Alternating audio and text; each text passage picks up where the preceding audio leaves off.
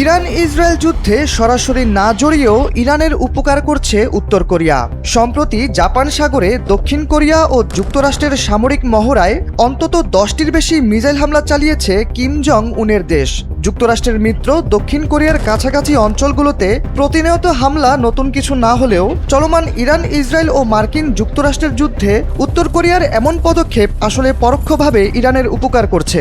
10 বছর আগে দক্ষিণ কোরিয়ায় নিরাপত্তা জোরদারের জন্য দেশটিতে একটি থার্ড মোতায়েন করেছিল মার্কিন যুক্তরাষ্ট্র, যার মাধ্যমে উত্তর কোরিয়ার হামলা থেকে দক্ষিণ কোরিয়ার আকাশকে নিরাপত্তা দিয়ে আসছিল ওয়াশিংটন। মূলত থার্ড হলো এক প্রকার আকাশ প্রতিরক্ষা ব্যবস্থা।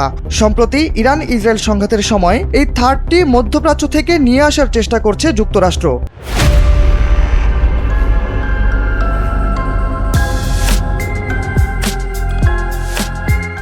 আর সেখানেই বাধা দিয়েছে কিম জং উন। শনিবার বার্তা সংস্থা রয়টার্সের এক প্রতিবেদনে এ তথ্য জানানো হয়েছে। বলা হয়েছে, দক্ষিণ কোরিয়া থেকে যুক্তরাষ্ট্রের ক্ষেপণাস্ত্র প্রতিরক্ষা ব্যবস্থা প্রত্যাহার করার পরিকল্পনার মধ্যেই ব্যালিস্টিক হামলা চালানো হলো। এই ঘটনায় কোনো হতাহতের খবর পাওয়া যায়নি। তবে জাপান সাগরে একটি শীতল যুদ্ধের আভাস দিচ্ছেন বিশ্লেষকরা। জাপানের প্রতিরক্ষা মন্ত্রী শিনজিরো কোইজুমি জানিয়েছেন, ক্ষেপণাস্ত্রগুলো অর্থনৈতিক অঞ্চলের বাইরে সাগরে পতিত হয়েছে এবং এতে কোনো জাহাজ বা বিমানের ক্ষয়ক্ষতি হয়নি।